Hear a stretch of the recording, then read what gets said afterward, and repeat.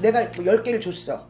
근데 돌아온 거라도 말 한마디라도 한 개라도 따뜻하게 이렇게 얘기를 해주면 좋은데 그런 부분이 없어. 그러다 보니까 늘 마음이 외로워야 돼. 고독해야 되고. 그래서 내가 항상 주도적으로 움직여야 되고.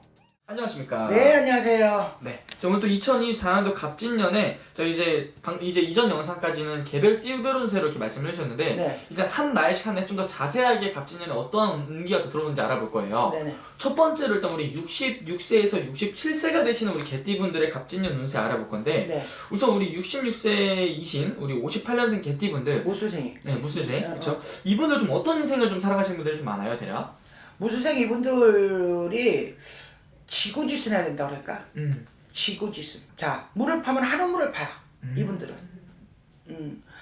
한우물만 파고 이분들 같은 경우도 사실은 부모덕 없어요. 형제덕 없어요. 부모덕 형제덕도 없고 내가 10발로 금을 캐고 10손으로 은을 캐서 노력으로 만들고 가꾸고 일구고 사셨어야 돼.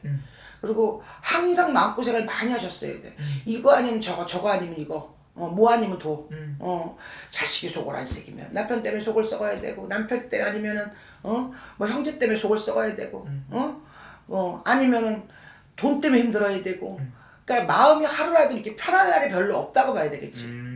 이분들 같은 경우는. 근데 이제 이분들은 굉장히 지구지순해야 돼. 의리도 있고 또 물을 파도 한우물을 파는 성향이고 그래서 마음은 참 예쁜 사람들이에요. 아름다운 사람들이에요. 독하지를 못, 개띠가 잘 물 것 같지? 네. 그렇지 않습니다. 은근히 또 마음이 또 여리시구나. 여리고 순수하고 정이 많고 자 퍼주기 좋아하고 그런 아름다운 마음씨를 갖고 계세요. 그런데 이분들 같은 경우도 자 천연고력 환란 엄청 많았어야 돼. 그래서 어떻게 생각하면 치근하지 안쓰럽지.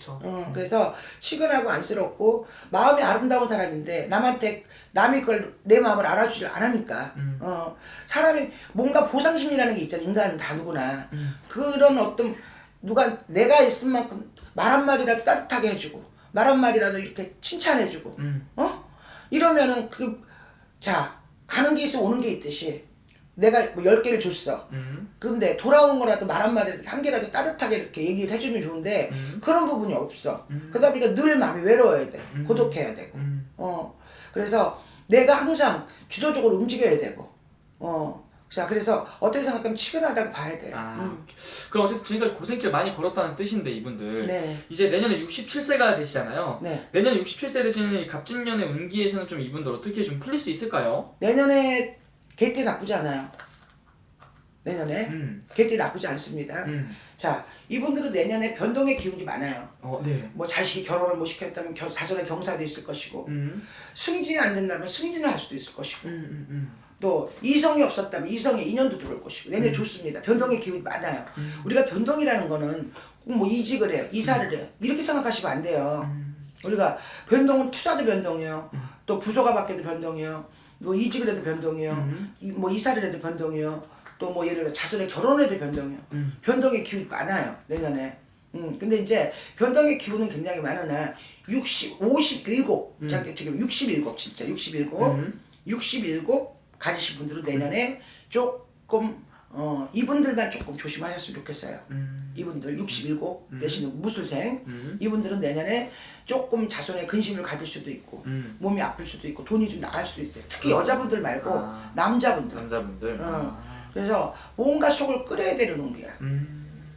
내가 아프든지 뭔가 관제가 들어오든지 뭔가 이렇게 일적으로 조금 여러 가지로 자 일이든 건강이든 재물이든 좀 힘이 들어야 되는 운기예요.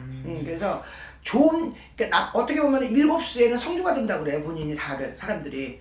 근데 자 여자는 9수가 나쁘고 남자는 7수가 안 좋아요. 그래서 이분들 같은 경우는 자 내년에 67살 되시는 무술생들은 많이 조금 무리하게 움직이지 않는 게 좋을 것 같습니다. 오케이. 선생님 그러면은 67세 되시는 우리 개띠분들 네. 어쨌든 갑진년 한 해 조심해야 되는 것보다 여자분들은 괜찮아요. 여자분들은 괜찮아요. 그럼 여자분들 어떤 부분 좋은지 한번 좀 알려주세요. 내년에 자손의 경사가 있을 수 있고 또 예를 들어 아팠다면 회복이 될 수도 있는 거고 금전이 회전이 될 수도 있는 부분이고 문서가 답답했다면 문서가 움직이는 운기가 될 수 있을 것이고 그래서 내년에 운기는 여자분들은 좋습니다. 그런데 이제 남자분들은 조금 안 좋다고 봐야 돼요. 알겠습니다. 우리가 7수에는 보통 성주가 든다 그래요. 뭐 성주가 든다고 다 좋다고 생각하시면 안 돼요. 응? 성주라는 것은 음양의 이치라는 게 있어. 우리가 남자는 하늘이고 여자는 땅이야. 잠자리 할 때 왜 남자가 올라가서 해? 그게 바로 음양의 이치예요. 하늘은 남자고 땅은 여자예요. 그 음양의 이치로 7세 남자분들은 다 성주가 된다고 생각하시는데 성주가 된다고 다 좋다고 생각하시면 안 돼요. 조심해야 되는 것도 분명히 있다? 네네. 오케이, 알겠습니다.